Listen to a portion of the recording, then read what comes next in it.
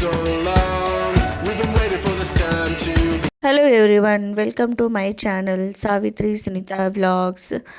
ಇವತ್ತು ನನ್ನ ಒಂದು ಬೆಳಗಿನ ದಿನಚರಿನ ನಿಮ್ಮ ಜೊತೆ ಶೇರ್ ಮಾಡ್ಕೋಬೇಕು ಅಂದ್ಕೊಂಡಿದ್ದೀನಿ. ಸೊ ಏನಿಲ್ಲ, ಆ್ಯಸ್ ಯೂಶ್ವಲ್ ಡೇ ಸ್ಟಾರ್ಟ್ ಆಯಿತು. ಸೂರ್ಯ ಆಲ್ರೆಡಿ ಹೊರಗಡೆ ಹಾಜರಾತಿಯನ್ನು ಹಾಕಿದ್ದ. ಸೊ ನನ್ನ ಮಗನೂ ಎದ್ದು ಹೊರಗಡೆ ಹೋಗಿಬಿಟ್ಟಿದ್ದ. ಪ್ರದಿತ್ಯ ಹೊರಗಡೆ ಹೋದರೆ ನಾನು ಎದ್ದು ಬಿಡ್ತೀನಿ, ಪ್ರದಿತ್ಯ ಹೊರಗಡೆ ಹೋಗಿದ್ದಾನೆ ಅಂತ ಹೇಳಿ. ಸೊ ಎದ್ದು ನಾನು ಫ್ರೆಶ್ ಅಪ್ ಎಲ್ಲ ಆಗಿ ಮಿರರ್ ಮುಂದೆ ನಿಂತ್ಕೊಂಡಿದ್ದೀನಿ. ಸೊ ಫ್ರೆಶ್ ಅಪ್ ಆದಮೇಲೆ ಮಿರರ್ ಮುಂದೆ 1 ನಿಮಿಷ ನಿಂತ್ಕೊಂಡಿರ್ತೀನಿ ನಾನು. ಸೊ ಯಾಕೆ ಮಿರರ್ ಮುಂದೆ ನಿಂತ್ಕೋತೀನಿ ಅಂದರೆ, ಇವಾಗ ನಾನು ಸೆಲ್ಫ್ ಟಾಕನ್ನು ಅಂದರೆ ಸೆಲ್ಫ್ ಅಫರ್ಮೇಷನನ್ನು ಹೇಳೋದಕ್ಕೆ ಕಲ್ತ್ಬಿಟ್ಟಿದ್ದೀನಿ. ಸೊ ಅದನ್ನೆಲ್ಲನೂ ಕನ್ನಡಿ ಮುಂದೆ ನಿಂತ್ಕೊಂಡು ಎಲ್ಲ ಅಫರ್ಮೇಷನ್ನ ಹೇಳಿಕೊಂಡು ಅದಾದಮೇಲೆ 1 ಗ್ಲಾಸು ನೀರನ್ನು ಕುಡಿತೀನಿ. ಕೆಲವೊಂದು ಸಲ ಎಳ್ನೀರು ಕುಡಿತೀನಿ, ಕೆಲವೊಂದು ಸಲ ಬಿಸಿ ನೀರು ಕುಡಿತೀನಿ, ಕೆಲವೊಂದು ಸಲ ತಣ್ಣೀರು ಕುಡಿತೀನಿ. ಇದೇ ಅಂತ ಏನು ಕಂಟಿನ್ಯೂಯೇಷನ್ ಆಗಿ ಇಟ್ಕೊಂಡಿಲ್ಲ. ಇವತ್ತು ತಣ್ಣೀರನ್ನು ಕುಡಿತಾ ಇದ್ದೀನಿ, ಅಂದರೆ ಆ ಕಡೆ ಮನೆಗೆ ಹೋಗೋದಕ್ಕಾಗಲಿಲ್ಲ. ಸೊ ಹೀಗಾಗಿ ಇಲ್ಲೇ ಎದ್ಬಿಟ್ಟು ಫ್ರೆಶ್ ಆಗಿ ಇಲ್ಲೇ 1 ಗ್ಲಾಸ್ ತಣ್ಣೀರನ್ನು ಕುಡೋದೆ. ಆ್ಯಕ್ಚುಲಿ ಇವಾಗ ಪ್ರೆಗ್ನೆನ್ಸಿ ಟೈಮಲ್ಲಿ ಎಳ್ನೀರನ್ನು ಕುಡಿಬೇಕು. ಸೊ ಒಂದೊಂದು ಸಲ ಕುಡಿತೀನಿ, ಒಂದೊಂದು ಸಲ ಸ್ಕಿಪ್ ಆಗಿಬಿಡುತ್ತೆ ಹಾಗೆ. ಸೊ ಯಾವುದೂ ಅಷ್ಟೊಂದು ಕಂಟಿನ್ಯೂಯೇಷನ್ ಆಗಿ ಇಟ್ಕೋಬಾರ್ದು, ಯಾಕಂದರೆ ಅದಕ್ಕೆ ನಾವು ಅಡಿಕ್ಷನ್ ಆಗಿಬಿಡ್ತೀವಿ. ಸೊ ಹೀಗಾಗಿ ಪ್ರತಿಯೊಂದನ್ನು ನಾನು ಚೇಂಜ್ ಮಾಡ್ಕೋತಾನೆ ಇರ್ತೀನಿ ಅವಾಗವಾಗ. ಅದಾದಮೇಲೆ ನಾನಿಲ್ಲಿ ಜರ್ನಲನ್ನು ಬರಿತಾ ಇದ್ದೀನಿ. ಇವಾಗ ನಾನು ಜರ್ನಲನ್ನು ಬರೆಯೋದನ್ನು ರೂಢಿ ಮಾಡ್ಕೊಂಡಿದ್ದೀನಿ. ಒಂದು 15 ಡೇಸ್ ಆಯಿತು ಅನಿಸುತ್ತೆ ಜರ್ನಲ್ ಬರೆಯೋದನ್ನು ರೂಢಿ ಮಾಡ್ಕೋತಾ ಇದ್ದೀನಿ. ಆ್ಯಕ್ಚುಲಿ ನಮಗೆ ಯಾವಾಗ ಟೈಮ್ ಸಿಗುತ್ತೆ ಆ ಒಂದು ಟೈಮಲ್ಲಿ ಒಂದು ಟೈಮನ್ನು ಸೆಟ್ ಮಾಡಿಕೊಂಡು ನಾವು ಜರ್ನಲನ್ನು ಬರೀಬೇಕು. ನನಗೆ ಮಾರ್ನಿಂಗ್ ಟೈಮ್ನೇ ಸ್ವಲ್ಪ ಜಾಸ್ತಿ ಟೈಮ್ ಸಿಗುತ್ತೆ, ಯಾಕಂದರೆ ಪ್ರತಿದಿನ ಹೊರಗಡೆ ಆಟ ಆಡ್ತಿರ್ತಾನೆ. ಆಮೇಲೆ ಮಾರ್ನಿಂಗ್ ಟೈಮ್ನೇ ನನ್ನದು ಒಂದು ಮೂಡ್ ಫ್ರೆಶ್ ಇರುತ್ತೆ. ಸೊ ಹೀಗಾಗಿ ಮಾರ್ನಿಂಗ್ ಟೈಮ್ನೇ ನಾನು ಸೆಲೆಕ್ಟ್ ಮಾಡ್ಕೊಂಡಿದ್ದೀನಿ. ಇಲ್ಲಿ ಜರ್ನಲನ್ನು ಬರೆಯೋದು ಅಂತಂದರೆ ಅಫರ್ಮೇಷನನ್ನು ಆಮೇಲೆ ಮ್ಯಾನಿಫೆಸ್ಟೇಷನನ್ನು ಮಾಡೋದು. ಇವಾಗ ಆಲ್ರೆಡಿ ನಾನು 1 × 1 11 ಮ್ಯಾನಿಫೆಸ್ಟೇಷನನ್ನು ಮಾಡಿದೆ. ಆಮೇಲೆ 5 × 5 ಮ್ಯಾನಿಫೆಸ್ಟೇಷನ್ನ ಮಾಡ್ತಾಯಿದ್ದೀನಿ. ಸೊ ಇವಾಗ 5 × 5 55 ಮ್ಯಾನಿಫೆಸ್ಟೇಷನನ್ನು ಮಾಡ್ತಾಯಿದ್ದೀನಿ. ಸೊ ಇದನ್ನ ರೂಢಿಯನ್ನು ಮಾಡಿಕೊಂಡ್ರೆ ನಮ್ಮ ಲೈಫನ್ನು ನಾವು ಚೇಂಜ್ ಮಾಡ್ಕೋಬೋದು, ಆಮೇಲೆ ಪಾಸಿಟಿವ್ ಆಗಿ ನಾವು ಚೇಂಜ್ ಮಾಡ್ಕೋಬಹುದು. ಸೊ ಹೀಗಾಗಿ ಈ ಒಂದು ಪ್ರೆಗ್ನೆನ್ಸಿ ಟೈಮಲ್ಲೇ ನಾನು ಈ ಒಂದು ಒಳ್ಳೆಯ ವಿಚಾರವನ್ನು ರೂಢಿ ಮಾಡ್ಕೊಳ್ತಾ ಇದ್ದೀನಿ. ಈ ಒಂದು ಟೆಕ್ನಿಕ್ಕು 100% ವರ್ಕ್ ಆಗುತ್ತೆ. ನೀವು ಬೇಕಾದರೆ ಟ್ರೈ ಮಾಡಿ. ಮ್ಯಾನಿಫೆಸ್ಟೇಷನ್ ಟೆಕ್ನಿಕ್ ಬಗ್ಗೆ, ಆಮೇಲೆ ಅಫರ್ಮೇಷನ್ ಬರೆಯೋದ್ರ ಬಗ್ಗೆ ಯೂಟ್ಯೂಬಲ್ಲಿ ಸಾಕಷ್ಟು ವಿಡಿಯೋಗಳಿದ್ದಾವೆ, ನೀವು ನೋಡಿ ಕಲ್ತ್ಕೊಳ್ಬೋದು, ಆಮೇಲೆ ತಿಳ್ಕೊಳ್ಬೋದು. ಸೊ ನಾನು ಯೂಟ್ಯೂಬ್ ಚಾನಲನ್ನೇ ನೋಡಿ ಇದೆಲ್ಲವನ್ನು ಕಲ್ತಿದ್ದೀನಿ, ಆಮೇಲೆ ಅದನ್ನು ಟ್ರೈ ಕೂಡ ಮಾಡ್ತಾಯಿದ್ದೀನಿ. ಸೊ ಅದನ್ನ ಯಾವಾಗಿಂದ ನಾನು ಟ್ರೈ ಮಾಡತ್ತೀನಿ, ನನ್ನ ಲೈಫಲ್ಲಿ ನಾನು ಪಾಸಿಟಿವ್ ಆಗಿ ತೊಗೊಂಡಿದ್ದೀನಿ. ಅದರ ಜೊತೆಗೆ ನನಗೆ ಏನು ಬೇಕೋ ಅದನ್ನೆಲ್ಲನೂ ನಾನು ಒಂದೊಂದಾಗಿನೇ ಪಡ್ಕೊಳ್ತಾ ಇದ್ದೀನಿ ಅಂತಲೇ ಹೇಳ್ಬೋದು. ಸೊ ಅದಾದಮೇಲೆ ಜರ್ನಲನ್ನು ಬರೆದು ಮುಗಿಸಿ ಅದಾದಮೇಲೆ ಇಲ್ಲಿ ಡ್ರೈ ಫ್ರೂಟ್ಸನ್ನು ತಿನ್ನತ್ತೀನಿ. ನಾನು ನೈಟ್ನೇ ಏನು ಮಾಡ್ತೀನಿ, ಡ್ರೈ ಫ್ರೂಟ್ಸನ್ನು ನೆನೆ ಹಾಕಿರ್ತೀನಿ. ಒಂದು 4 ಬಾದಾಮಿ, ಆಮೇಲೆ ಒಂದು ಸ್ವಲ್ಪ ಬ್ಲ್ಯಾಕ್ ಗ್ರೇಪ್ಸು, ಆಮೇಲೆ 2 ಅಂಜೂರ, ಆಮೇಲೆ ಒಂದು ಸ್ವಲ್ಪ ವಾಲ್ನಟ್ಟು, ಇಷ್ಟೆಲ್ಲವನ್ನು ನಾನು ನೈಟ್ನೇ ನೆನೆಯನ್ನು ಹಾಕಿರ್ತೀನಿ. ಸೊ ಬ್ಲ್ಯಾಕ್ ಗ್ರೇಪ್ಸು ಪ್ರದಿತ್ಯಂಗೆ ಹಾಕಿರ್ತೀನಿ, ಅವನಿಗೆ ಬ್ಲ್ಯಾಕ್ ಗ್ರೇಪ್ಸ್ ಅಂದರೆ ತುಂಬ ಇಷ್ಟ. ಸೊ ಅವನು ಬ್ಲ್ಯಾಕ್ ಗ್ರೇಪ್ಸನ್ನು ಅವ್ನು ತಿಂತಾನೆ, ಉಳಿದಿದ್ದೆಲ್ಲನೂ ನಾನು ತಿಂತೀನಿ. ಆ್ಯಕ್ಚುಲಿ ನನಗಿಲ್ಲಿ ವಾಲ್ನಟ್ ಇಷ್ಟ ಆಗಲ್ಲ. ಸೊ ವಾಲ್ನಟ್ ಸಲುವಾಗಿ ನಾನು ಅಂಜೂರವನ್ನು ನೆನೆ ಹಾಕಿರ್ತೀನಿ. ಅಂಜೂರ ಮತ್ತು ವಾಲ್ನಟ್ ಎರಡನ್ನೂ ಮಿಕ್ಸ್ ಮಾಡ್ಕೊಂಡು ತಿಂದರೆ ಅದ್ರ ಫ್ಲೇವರ್ ಇಲ್ಲಿ ಗೊತ್ತಾಗಲ್ಲ ವಾಲ್ನಟ್ದು. ಸೊ ಹೀಗಾಗಿ ಎರಡನ್ನೂ ಮಿಕ್ಸ್ ಮಾಡ್ಕೊಂಡು ತಿಂತೀನಿ. ಆ್ಯಕ್ಚುಲಿ ನಾವು ಪ್ರೆಗ್ನೆನ್ಸಿ ಟೈಮಲ್ಲಿ ಡ್ರೈ ಫ್ರೂಟ್ಸನ್ನು ತಿನ್ನಬೇಕು ಅಂತ ಹೇಳ್ತಾರೆ. ಬಟ್ ಡ್ರೈ ಫ್ರೂಟ್ಸ್ ತಿನ್ನೋದಕ್ಕೂ ಒಂದು ಮೆಥಡ್ ಅಂತ ಇದೆ. ಆ ಮೆಥಡ್ ಪ್ರಕಾರನೇ ನಾವು ಡ್ರೈ ಫ್ರೂಟ್ಸನ್ನು ತಿನ್ನಬೇಕು.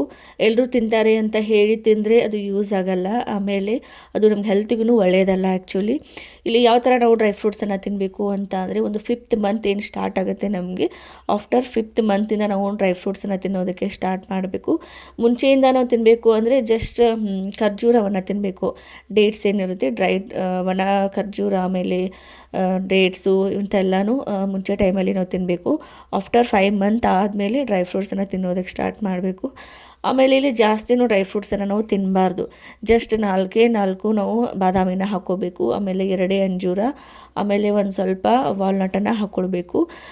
ಬಟ್ ಇಲ್ಲಿ ವಾಲ್ನಟ್ ತುಂಬಾ ಇಂಪಾರ್ಟೆಂಟ್. ಪ್ರೆಗ್ನೆನ್ಸಿ ಟೈಮಲ್ಲಿ ವಾಲ್ನಟನ್ನು ತಿಂದರೆ ಬೇಬಿದು ಬ್ರೈನ್ ಡೆವಲಪ್ಮೆಂಟು ತುಂಬಾ ಇಂಪ್ರೂವ್ ಆಗುತ್ತೆ. ಸೊ ಹೀಗಾಗಿ ವಾಲ್ನಟನ್ನು ತಿನ್ನೋದು ತುಂಬಾ ಇಂಪಾರ್ಟೆಂಟು. ಬಟ್ ನನಗೆ ವಾಲ್ನಟ್ ಇಷ್ಟ ಆಗಲ್ಲ, ಒಂಥರ ಫ್ಲೇವರ್ ಚೆನ್ನಾಗಿರಲ್ಲ ಅದು, ಹೀಗಾಗಿ ವಾಲ್ನಟ್ ಇಷ್ಟ ಆಗಲ್ಲ. ಬಟ್ ವಾಲ್ನಟನ್ನು ತಿನ್ನಬೇಕು ಅಂತಂದರೆ ಅಂಜೂರನ್ನು ಹಾಕ್ಕೊಂಡಿರ್ತೀನಿ. ಅಂಜೂರ ಜೊತೆ ಅದನ್ನು ಮಿಕ್ಸ್ ಮಾಡಿಕೊಂಡು ವಾಲ್ನಟನ್ನು ತಿಂದುಬಿಡ್ತೀನಿ. ಆಮೇಲೆ 4 ಬಾದಾಮಿನ ಹಾಕ್ಕೊಂಡಿರ್ತೀನಿ. ಸೊ 4 ಬಾದಾಮಿ ಅಷ್ಟೇ ತಿಂತೀನಿ. ಸೊ ಈ ಒಂದು ಡ್ರೈ ಫ್ರೂಟ್ಸ್ ತಿನ್ನೋದನ್ನು ನಾನು ಪ್ರಜಿತನ್ ಪ್ರೆಗ್ನೆನ್ಸಿ ಟೈಮಲ್ಲಿ ಕೆಲವೊಂದು ಯೂಟ್ಯೂಬ್ ವಿಡಿಯೋನ ನೋಡಿಕೊಂಡು ಆಮೇಲೆ ಅಲ್ಲಿ ಹೈದರಾಬಾದಲ್ಲಿ ಡಾಕ್ಟರ್ನ ನಾನು ಕೇಳಿಕೊಂಡು ತಿನ್ನೋದಕ್ಕೆ ಸ್ಟಾರ್ಟ್ ಮಾಡಿದೆ. ಯಾವಾಗಿಂದ ತಿನ್ನಬೇಕು, ಎಷ್ಟು ಪ್ರಮಾಣದಲ್ಲಿ ತಿನ್ನಬೇಕು ಅದೆಲ್ಲವನ್ನು ಡಾಕ್ಟರ್ ಕಡೆ ನಾನು ಸಜೆಷನ್ ತೊಗೊಂಡು ಅದಾದಮೇಲೆ ತಿನ್ನೋದಕ್ಕೆ ಸ್ಟಾರ್ಟ್ ಮಾಡಿದೆ.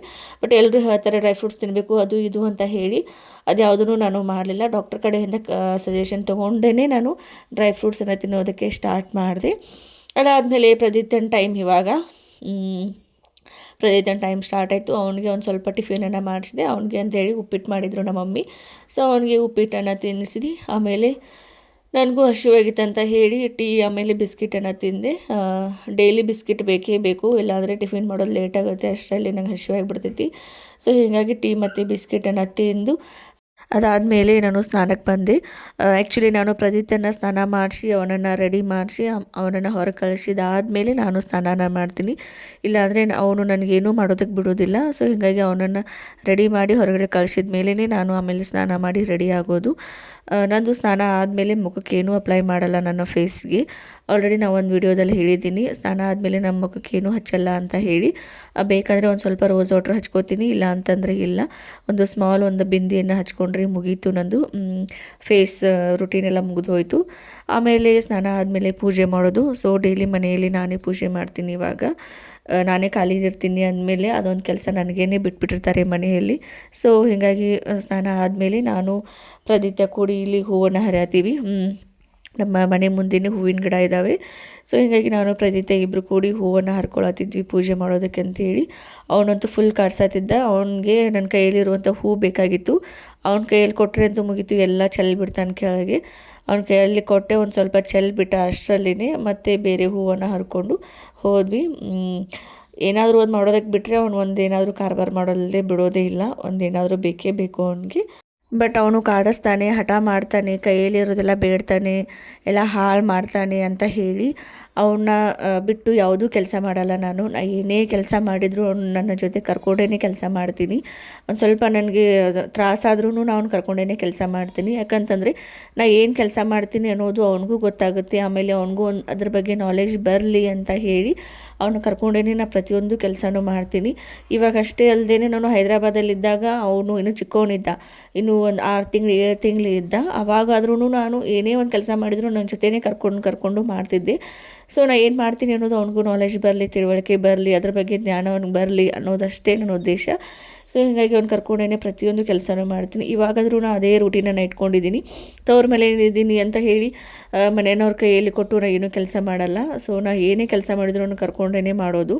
ನಮ್ಮ ಮನೆಯಲ್ಲಿ ಆದ್ರೂ ಬೇಯ್ತಿರ್ತಾರೆ, ಅವ್ನು ಬಿಟ್ಟು ಸ್ವಲ್ಪ ಅಡ್ಡಾಡು, ಅವ್ನು ಬಿಟ್ಟಿರು ಅಂತ ಹೇಳಿ, ಬಿಟ್ಟಿರೋದು ರೂಢಿ ಮಾಡ್ಕೊ ಅಂತ ಹೇಳಿ. ಬಟ್ ನನಗಂತೂ ಅವ್ನು ಬಿಟ್ಟಿರೋದು ಆಗೋದೇ ಇಲ್ಲ.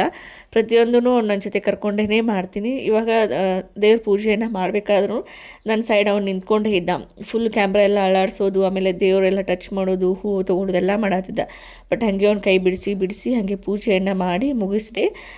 ಅದಾದಮೇಲೆ ಟಿಫಿನ್ ಮಾಡೋ ಟೈಮ್ ಆಯಿತು. ಪೂಜೆಯನ್ನು ಮಾಡಿ ಟಿಫಿನ್ ಮಾಡೋದಕ್ಕೆ ಬಂದೆ. ಅಷ್ಟರಲ್ಲಿ ನಮ್ಮಮ್ಮ ಮೆಂತಿ ಪರಾಟನ ಮಾಡಿದರು, ಮೆಂತೆ ಪಲ್ಯ ಹಾಕಿ ಪರಾಟ ಮಾಡಿದರು. ಅದ್ರ ಜೊತೆಗೆ ಕೋಸಂಬರಿಯನ್ನು ಮಾಡಿದರು. ಸೊ 2 ಮೆಂತೆ ಪರಾಟ ತಿಂದು ಕೋಸಂಬರಿಯನ್ನು ತಿಂದು ಇವತ್ತಿನ ಟಿಫಿನನ್ನು ಮುಗಿಸ್ಕೊಂಡೆ. ಸೊ ಇದಾಗಿತ್ತು ನನ್ನ ಒಂದು morning vlog. Thank you so much.